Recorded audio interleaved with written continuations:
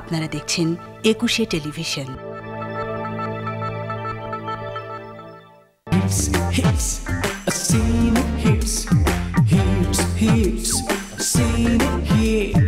নতুন পুরনো ছবি গানে বাজবে সবার প্রাণে প্রাণে।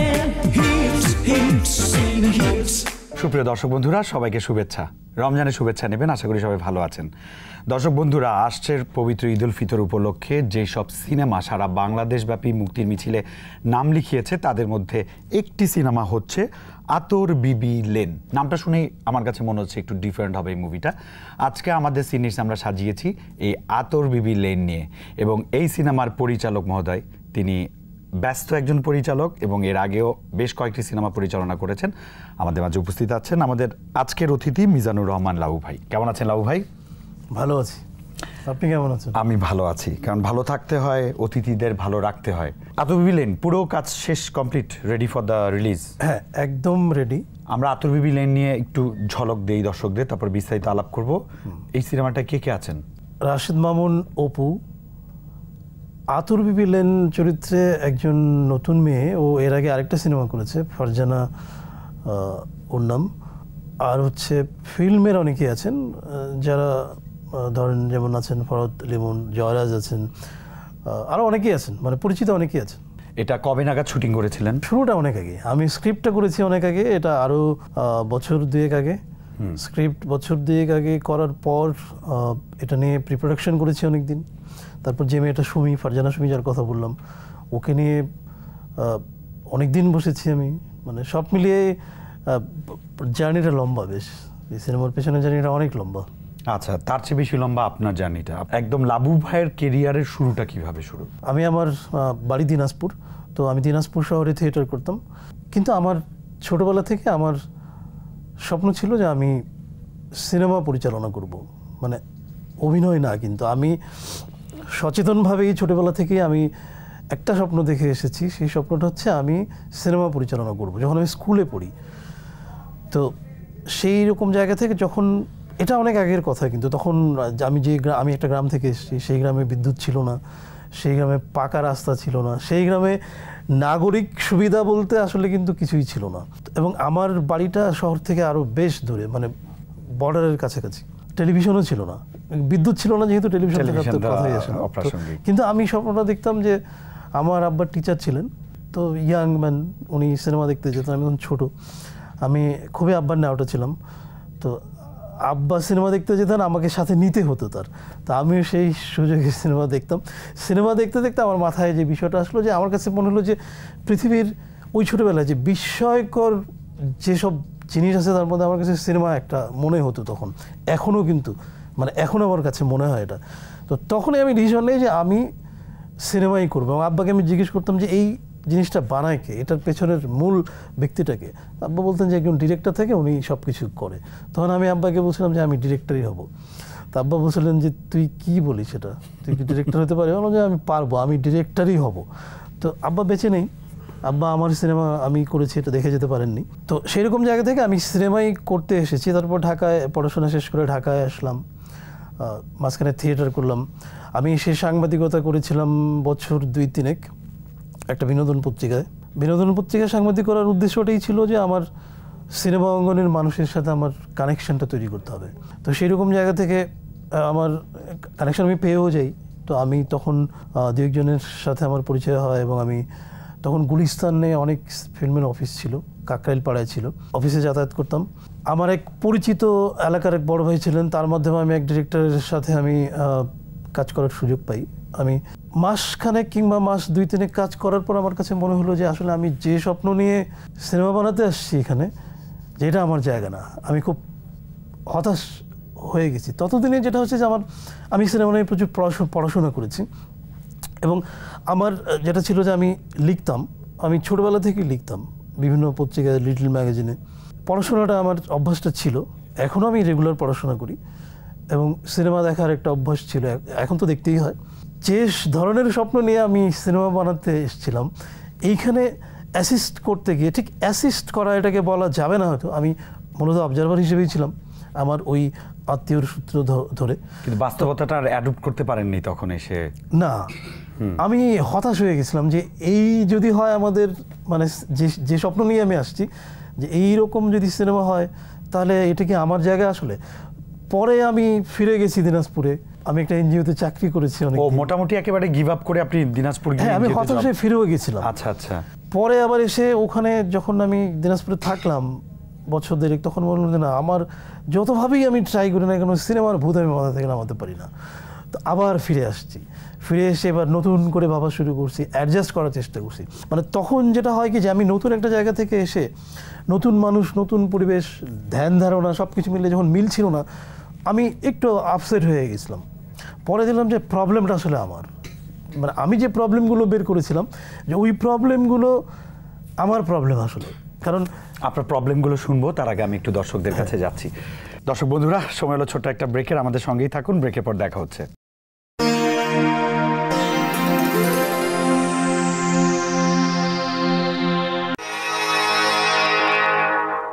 স্বাগত জানাচ্ছি 21 টেলিভিশনের নিয়মিত চলচ্চিত্র বিষয়ক অনুষ্ঠান তিব্বত স্নো প্রেজেন্ট সিরিজ দেখার জন্য। আমাদের সঙ্গে অতিথি আছেন লাবু ভাই, চলুন কথা বলি তার সঙ্গে। লাবু ভাই, তারপর প্রবলেমগুলো কি ছিল? প্রবলেমগুলো আসলে ওই যে অ্যাডজাস্ট করতে না পার যে ব্যাপারটা, নতুন মনে হতো, সব কিছু আজগুবি মনে হতো আমার কাছে।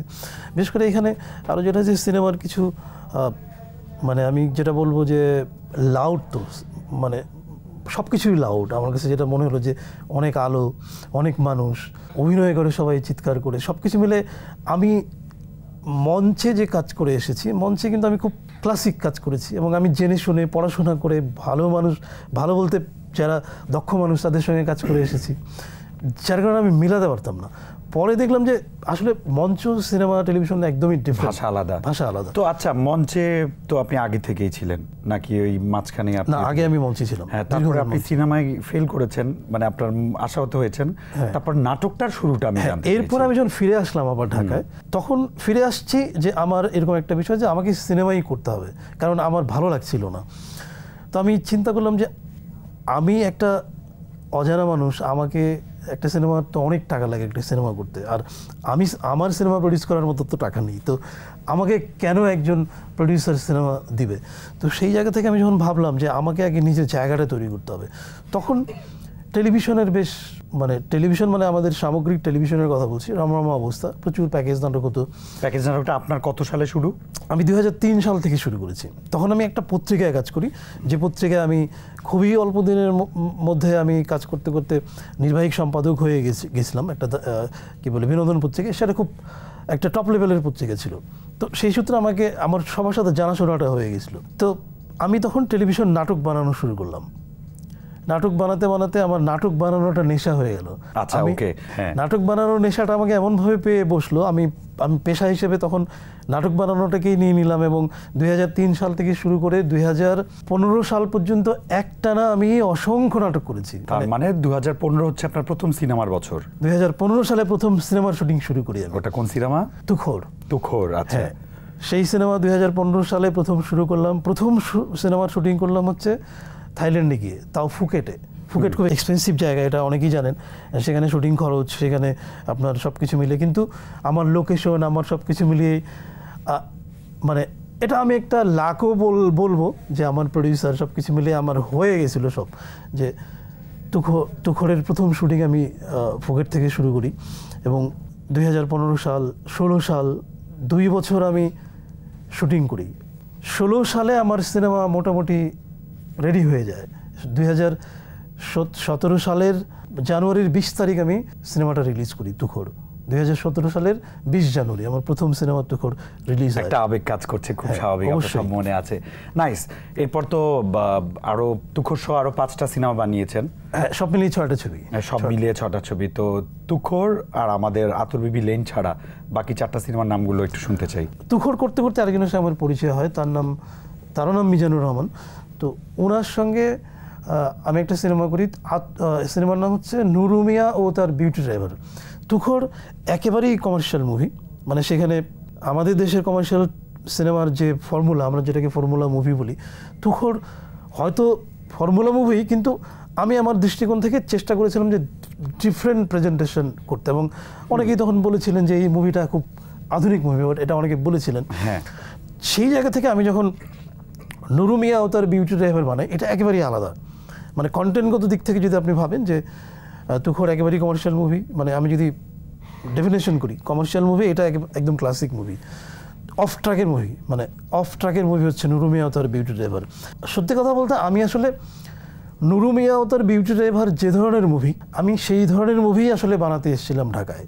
তো নুরু মিয়া ও তার বিউটি ড্রাইভার বানিয়ে আমি খুব স্যাটিসফাইড ছিলাম, এবং এই মুভিটা আমাকে অনেক পরিচিতি এনে দিয়েছিল, অনেক মানুষের সাথে আমার পরিচয় করিয়ে দিয়েছিল। এখন অবধি আমাকে মানে সেই কাজটাই করে এই মুভিটা। চলুন আমরা আতর বিবি লেন নিয়ে কথা বলি। আমাদের ঈদে আসছে আতর বিবি লেন। আশা করি দর্শকদের যে চলচ্চিত্রের খিদা, সেই খিদাটা মেটানোর জন্য আতর বিবি লেন হবে একটা উত্তম বিকল্প। তো আতর বিবি লেনটা আসলে আপনি বলেছেন যে প্রায় 2 বছর আগে স্ক্রিপ্টিং করেছেন, প্রি প্রোডাকশন অনেক সময় দিয়েছেন, দীর্ঘ 1.5 বছর লাগিয়ে শুটিং করেছেন। ইউজুয়ালি আমাদের কমার্শিয়াল মুভিগুলো কিন্তু 15-20 দিন বা 1 মাস বা 1.5 মাস হায়েস্ট শেষ হয়ে যায়। দীর্ঘ সময়ে কাজে আপনি ব্যস্ত ছিলেন আতর বিবি লেনের পেছনে, এটার কারণটা কি? কারণটা হচ্ছে পারফেকশন। কারণ হচ্ছে আমি যে দুটো মুভির গল্প বললাম, যে ঠিক তুখোড় এবং নুরু মিয়া ও তার বিউটি ড্রাইভারের মাঝামাঝি সিনেমা এটা, মানে এটাও আমার লেখা, মানে আমার সিনেমার গল্প আমি লিখি, চিত্রনাট্য আমি করি। তো সেই রকম জায়গা থেকে আমি চেয়েছিলাম যে মাঝখানে যে 3টা সিনেমা, আমার অরণ্য এবং যমজ ভূতের গল্প এবং 99 মেনশন, এই 3টা সিনেমা এখন রিলিজ হয়নি, সেন্সর হয়ে আছে। যাই হোক, ওই 2টা ছবির পর আমার রিলিজ হচ্ছে এই সিনেমাটা আতর বিবি লেন। যার কারণে আমি পারফেকশনের জায়গার কথা চিন্তা করে আমি কিন্তু সময়টা নিয়েছি, কারণ এখানে প্রচুর এক্সপার্ট লোকজন কাজ করেছেন এই মুভিতে, এবং এই সিনেমার লোকেশন ব্যাপারে আমি খুব সাবধান থেকেছি। অনেক দিন লেগেছে আমার লোকেশন ঠিক করতে। চিত্রনাট্য নিয়ে আমি অনেক কাজ করেছি, আমি পোস্ট প্রোডাকশন নিয়ে অনেক টাইম দিয়েছি। যেহেতু আমার দীর্ঘদিন পর একটা সিনেমা রিলিজ হতে যাচ্ছে, এবং 2 ধরনের ছবি আমার এর আগে মানুষ দেখেছে, যার কারণে আমি চেয়েছি যে আতর বিবি লেন যেন একটা মানে পারফেক্ট সিনেমা হয়, সব দিক থেকে ম্যাচিউরড সিনেমা হয়। সেই কারণেই আসলে এত সময় দেয় এটার পেছনে। আচ্ছা, আরও কিছু জানবো, তার আগে একটু দর্শকের কাছে যাচ্ছি। দর্শক বন্ধুরা, সময় হলো ছোট্ট একটা ব্রেকে যাবার, আমাদের সাথেই থাকুন, দেখা হচ্ছে ব্রেকের পর।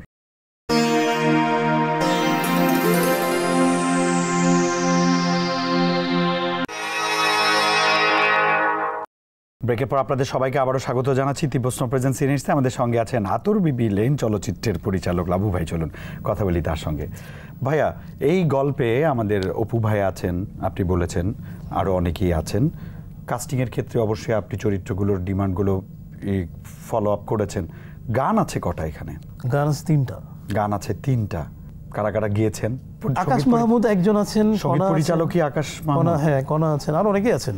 আচ্ছা আচ্ছা, একটা ট্রেন্ড আছে উপমহাদেশের সিনেমায় যে গান হিট তো সিনেমা হিট, এই মতবাদটাতে আপনি কতটুকু বিশ্বাসী?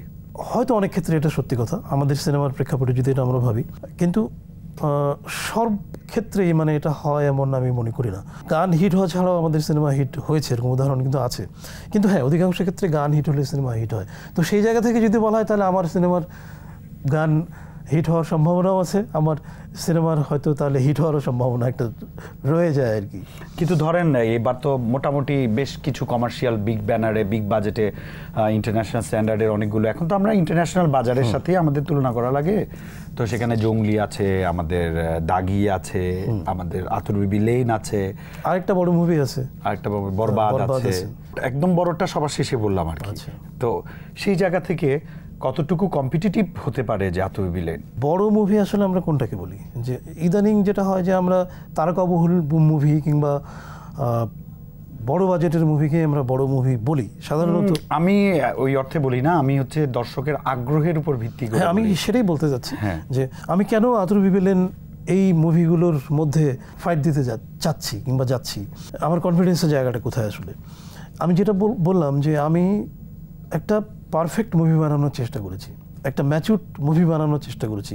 কেন? কারণ সেটা আমি জেনে বুঝে করেছি। কিন্তু আমি জানি যে একটা মুভি ভালো মানে হচ্ছে আপনার সব কিছু ভালো হতে হবে। ভালো চিত্রনাট্য, ভালো গল্প, ভালো লোকেশন, সর্বোপরি ভালো অভিনয়। আমি এই দিকগুলোতে ভীষণ নজর দিয়েছি, এবং আমি মানে আমার এতদিনের অভিজ্ঞতা থেকে আমি কোথাও কোনো ধরনের কোনো ছাড় দিই নাই, কম্প্রোমাইজ করেন না, আমি করিনি। এবং যার কারণে আমি মনে করি আমার আতুর বিবি লেন যদি আপনি বড় ছোটর কম্পেয়ার করেন তাহলে আতুর বিবি লেন অবশ্যই বড় মুভি। আন্তর্জাতিক পর্যায়ে এখন আমরা একটা চলচ্চিত্রের বাণিজ্যিকীকরণের একটা সম্ভাবনা দেখতে পাচ্ছি এবং আমরা অল্প বেশি মাঝারি বিভিন্ন অ্যামাউন্ট অফ মানি আমরা কামাই করতে পারছি চলচ্চিত্রের মধ্য দিয়ে, সেটা বিশেষ করে মধ্যপ্রাচ্য, আমেরিকা, কানাডা, অস্ট্রেলিয়া, এশিয়ার বিভিন্ন বাজার থেকে। ওই অর্থে আমরা ভারতের বাজারটা ধরতে পারিনি, যেখানে ভারত হচ্ছে বিশ্বের অন্যতম একটা বড় বাজার। কিন্তু আমাদের এই চলচ্চিত্রকে পণ্য হিসাবে আন্তর্জাতিককরণ এবং তার মাধ্যমে রেভিনিউ আয়ের সম্ভাবনাটাকে আপনি কীভাবে দেখেন এবং এর সম্ভাবনা কতটুকু আছে ভবিষ্যতে? সত্যি কথা বলতে আমরা এই সম্ভাবনাটাকে এখনো পুরোপুরি কাজে লাগাতে পারছি না। লাগাতে না পারার মূল কারণটা কিন্তু মানে একটা মুভিকে অবশ্যই আন্তর্জাতিক লেভেলের হতে হবে। আন্তর্জাতিক লেভেল মানে যে সাধারণত যেটা আমরা ধরি যে একটা মুভি তারকাবহুল মুভি, অনেক বাজেটের মুভি মানে সেটা বড় সিনেমা কিংবা এটা ভালো মুভি মনে করি আমরা, কিন্তু আদতে সেটা না। কিন্তু মানে আমি অনেকগুলো ফেস্টিভ্যালে গিয়েছি আমার দু একটা মুভি নিয়ে, তার মধ্যে নুরু মিয়াও ছিল। আমি যে বাইরে গিয়ে যেটা দেখেছি যে তারা কিন্তু আমাদের দেশের কোনো তারকাকেই চেনেন না, কাউকে কিন্তু চেনেন না। আমি যদি ফেস্টিভ্যালের কথা বলি, ফেস্টিভ্যালে কিন্তু মুভির একটা দারুণ বাজার আছে, মানে বাঙালি কমিউনিটি ছাড়া। আমরা তো যেটা আন্তর্জাতিক বাজার মানে এখন যেটা বুঝি যে বাঙালি কমিউনিটির লোকজন সিনেমা দেখে সেটাই আন্তর্জাতিক বাজার, আর আসলে সেটা না। কিন্তু এর বাইরের মূল জায়গাটা কিন্তু অন্য, সেটা ফেস্টিভ্যালগুলোতেই আসলে কেনাবেচা হয় মুভি। তো সেই জায়গায় আমি যেটা দেখেছি যে তারা আসলে যেটা দেখে একটা মুভিতে যে মুভিটা একটা ভালো মুভি কিনা, ভালো মানে সব মিলিয়ে ভালো মুভি কিনা, যখন সেটা হয় তখন কিন্তু সেই মুভিটার একটা সেল ভ্যালু তৈরি হয়ে যায়। অনেক আমাদের দেশে বেশ কিছু মুভির ক্ষেত্রে এটা হয়েছে। কিন্তু আমি যদি আমার একটা মুভির কথা বলি, আমি একটা ছোট সিনেমা বানিয়েছিলাম একবার মালাভাবি নামে, যেটা 17.5 মিনিট ডিউরেশন ছিল। এই মুভিটা নিয়ে বিশ্বাস করেন আমি ভারতের অনেকগুলো প্রদেশে গিয়েছি, অনেকগুলো কি বলবো জায়গায় গিয়ে, এবং আমি কিছু টাকাও পেয়েছি, সেটা অল্প টাকা। কিন্তু আমার কাছে ব্যাপারটা আমাকে খুবই অবাক করেছে যে কারণটা ওরা যেটা আমাকে বলেছে এটা একটা পারফেক্ট মুভি, ওরা আমাকে যেটা বলেছে এটা তো একটা বড় পাওয়া। হ্যাঁ। আচ্ছা লাবু ভাই, আমরা অনুষ্ঠানে একেবারে শেষ পর্যায়ে চলে এসেছি। আমরা জানতে চাই যে লাবু ভাইয়ের ফিউচার প্ল্যানটা আসলে কি, যেহেতু চলচ্চিত্র নিয়ে তার একটা দীর্ঘ লড়াইয়ের ইতিহাস এবং লড়াইয়ে থেমে না যাওয়ার ইতিহাস, সেই জায়গাটা থেকে আমরা ভবিষ্যতে কি পেতে যাচ্ছি লাবু ভাইয়ের হাত ধরে? আমার 3টা সিনেমার স্ক্রিপ্ট রেডি করা আছে, প্রডিউসার রেডি না, প্রডিউসার পেলে আমি কাজ শুরু করে দেব। আমার স্বপ্ন অবশ্যই সিনেমা, আমার প্রথম এবং প্রধান স্বপ্নই আসলে এই সিনেমা। যদিও আমি লিখতে পছন্দ করি অনেক, আমার বাজারে বেশ কিছু বইও আছে, আমি এবারও বইমেলা আমার বই বের হয়েছে, যাই হোক। কিন্তু আমার স্বপ্ন যদি বলেন, মূল স্বপ্নই আসলে সিনেমা, এবং আমি অনেক সিনেমা বানাতে চাই। অন্তত আমার জীবদ্দশায় মানে আমি 50টা ভালো সিনেমা বানাতে চাই। অনেক বড় একটা পাওয়া হবে আমাদের চলচ্চিত্র প্রেমীদের জন্য। অনেক অনেক ধন্যবাদ, আপনার জন্য অনেক অনেক শুভকামনা, অগ্রিম ঈদ মুবারক, এবং আমাদের 21শে টেলিভিশনের পক্ষ থেকে অনেক অনেক কৃতজ্ঞতা আপনাকে এবং 21শে টেলিভিশন কর্তৃপক্ষকে ধন্যবাদ, এবং দর্শককে ঈদ মুবারক। Thank you. দর্শক বন্ধুরা, এই ছিল আমাদের আজকের আয়োজন। শুনলেন তো, আতর বিবি লেন আমাদের ঈদে আসছে মুক্তির মিছিলে থাকা সিনেমার মধ্যে একটি। আজকের এই আলোচনা আপনার এই খিদার খোরাক হিসেবে যদি কাজে লাগে, তবে আমাদের এই আয়োজন সার্থক। আশা করছি আগামী ঈদে আপনার পছন্দের তালিকায় থাকবে আতর বিবি। আতর বিবি সিনেমা হলে গিয়ে দেখার আমন্ত্রণ জানিয়ে আজ বিদায় নিচ্ছি। আগামী সপ্তাহে আবার দেখা হবে। সে অবধি ভালো থাকবেন 21শে টেলিভিশনের সঙ্গেই।